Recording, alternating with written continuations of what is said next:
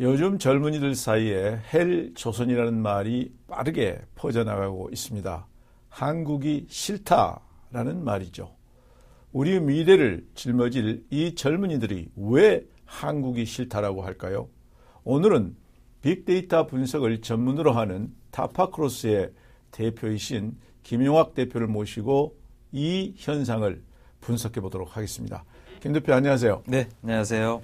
헬조선, 이게 참 듣기도 거북한 말인데요.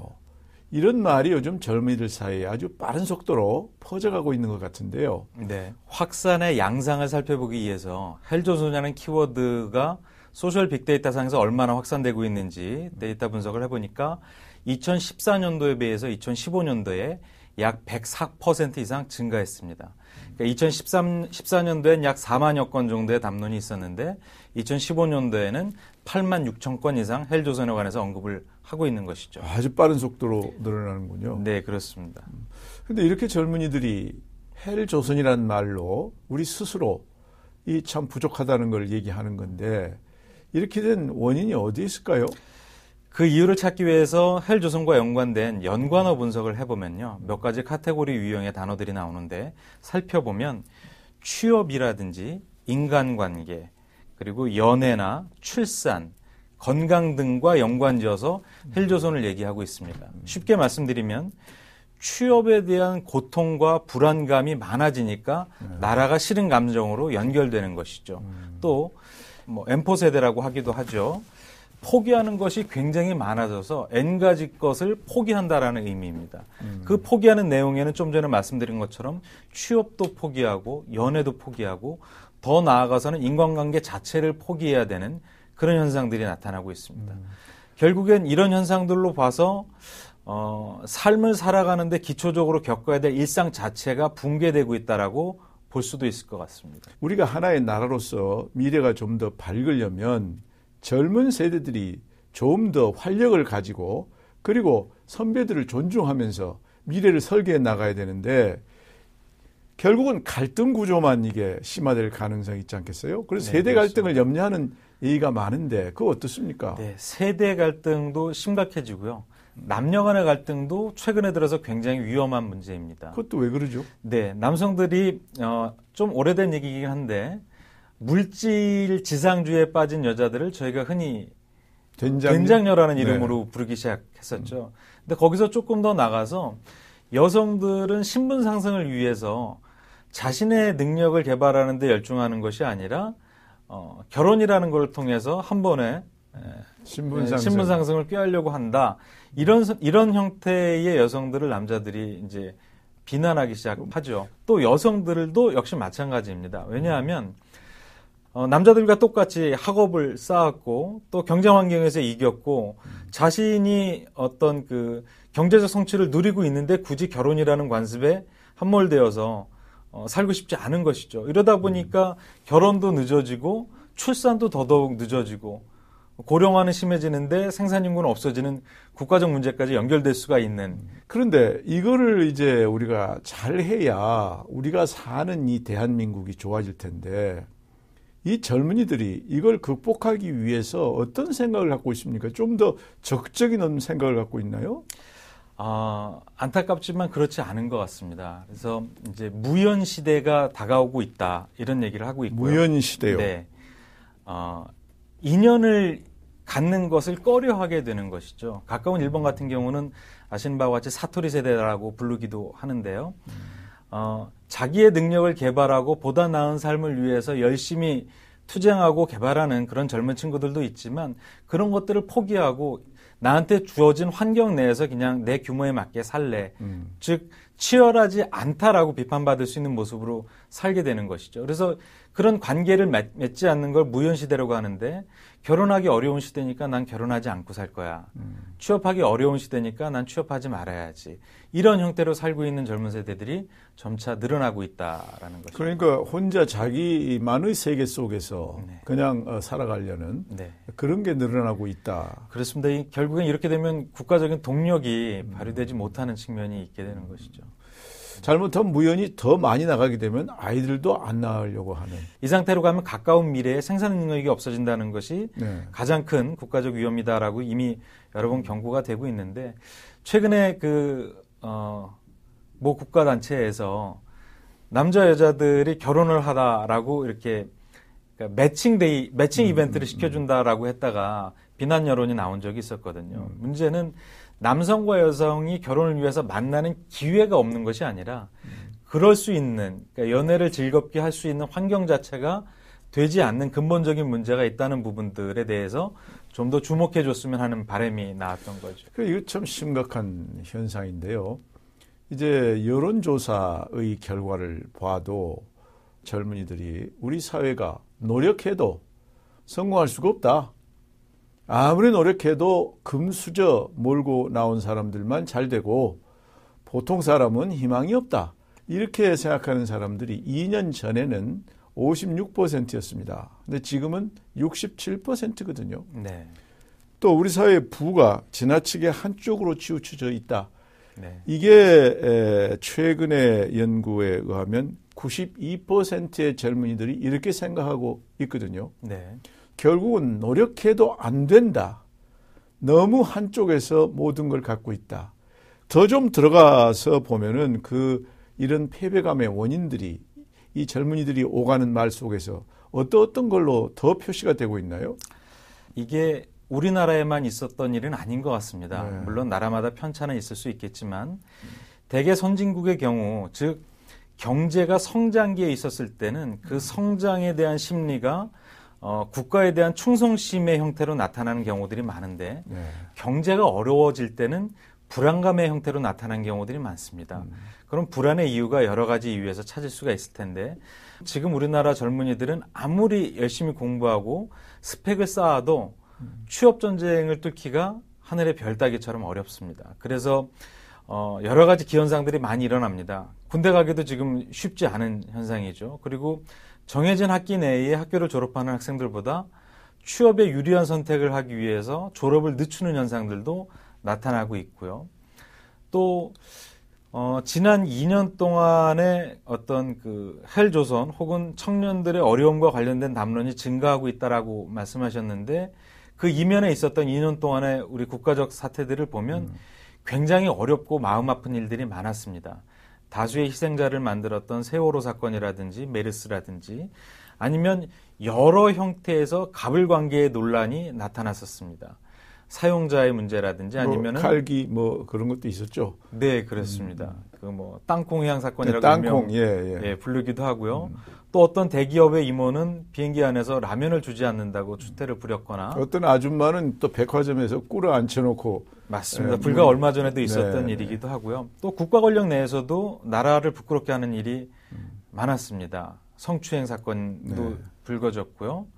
즉 사회를 선도하거나 올바르게 이끌어야 될 계층에서 어떤 정의라든지 윤리의식이 결여돼서 사회 전반적으로 안 좋은 느낌을 갖게 해주는 사건들이 지속적으로 일어났고 이런 부분들은 가뜩이나 사회 구조적인 문제 가지고 어려워하고 있는 청년들한테 심리적으로는 훨씬 더 우울한 감정들을 갖게 했을 것 같습니다. 그렇죠. 그러니까 우리 한 개인의 입장에서 내가 아무리 노력해도 나한테 희망이 없다.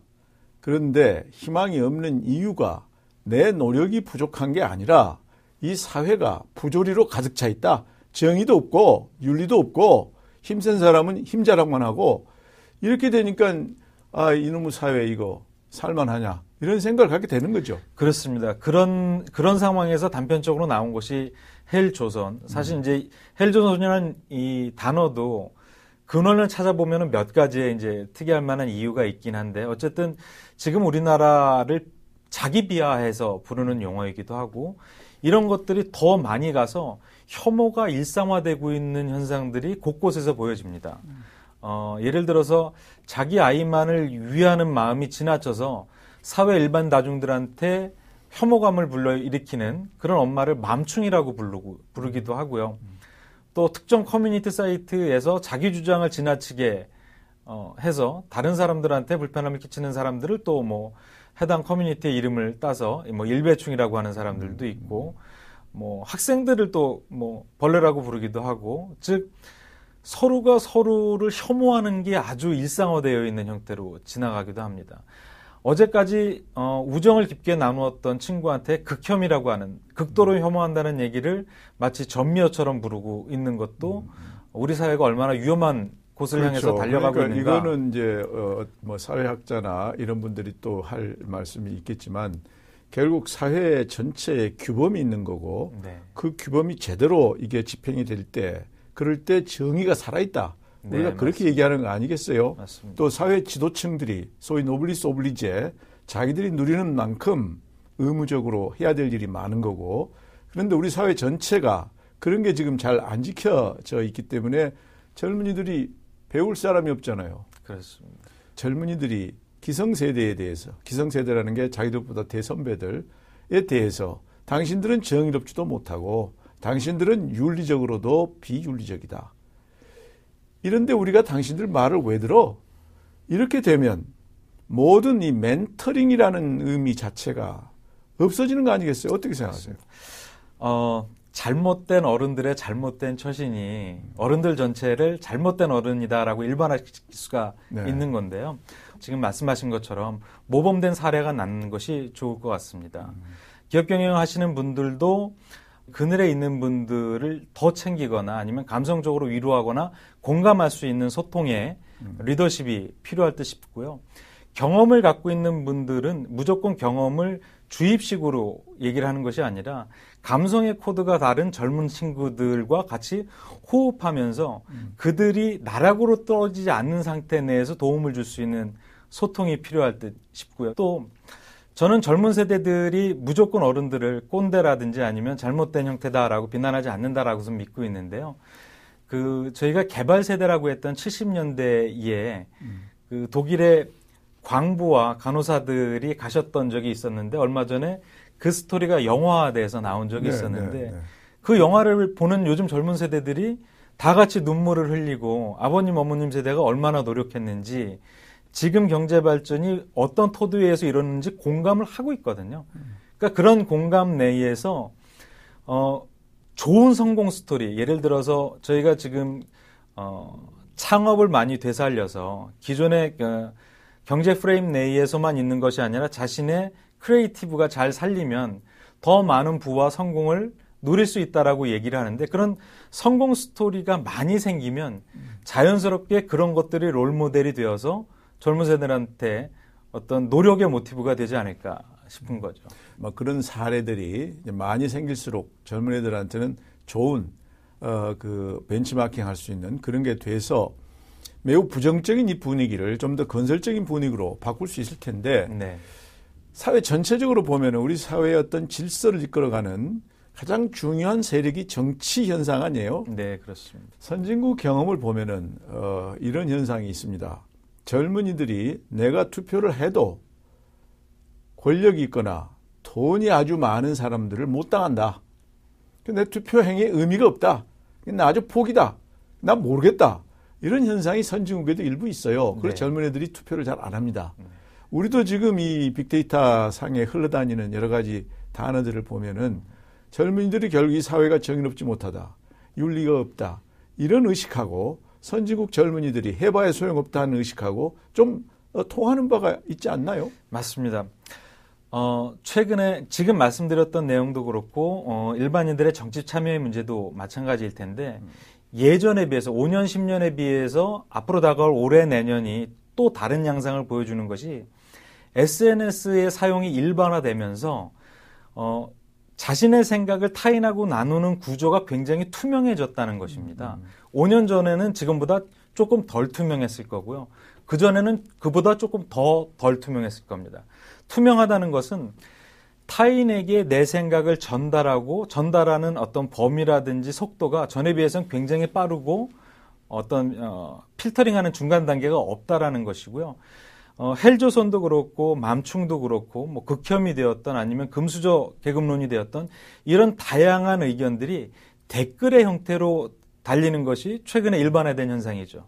댓글 커뮤니케이션이라고 불러도 무방할 정도인데요. 이런 것들이 일반화되면서 예전에 비해서는 자신의 의견을 타인들한테 쏟아내는 것이 훨씬 더 커졌다고 볼 수 있습니다. 결국엔 그런데 댓글의 경우도 순수한 댓글이 있고 아르바이트 댓글이라는 게 있는 거 아니에요? 맞습니다. 말하자면 돈 많은 사람들, 힘 있는 사람들이 아르바이트를 동원해서 댓글을 조작하는 것도 있죠. 되게 조심스러운 말씀인데요. 그런 사례가 이미 있어서 법적 제재를 받은 경우들이 있고 이런 정치 담론과 관계하지 않은 상태, 즉 기업이 특정 상품을 판매하기 위해서 어떤 소비자들의 여론을 환기하기 위한 활동들도 있어서 해당 행위들은 공정위에서 공정거래법 위반으로 제재를 가하기도 하죠. 그러니까 더욱더 그런 종류의 댓글이 있기 때문에 일반 젊은이들이 이 사회가 정의롭지 못하다. 이게 부조리에 가득 차 있다. 이렇게 더 생각한단 말이에요. 네. 그래서 참 이게 우리 같이 걱정입니다. 우리 젊은이들이 우리 대한민국에 대해서 자부심을 가지고 이 나라에서 태어난 것을 자랑스럽게 생각한다. 이 나라가 잘 되기 위해서 최선을 다하면서 살겠다. 이런 생각을 가져야 우리의 미래가 밝은데 이 한국에서 못 살겠다. 여기서는 금수저 물고 나온 사람만 살아라. 뭐 이렇게 좌절감만 가지고 있고 건설적으로 참여해서 바꾸려는 게 아니라 패배의식, 좌절, 도피 이렇게 되면 우리 사회의 미래가 참 어두울 것 같습니다. 우리 같이 이 헬조선 현상을 고치도록 노력해 봅시다. 오늘 김 대표 고맙습니다. 네, 감사합니다.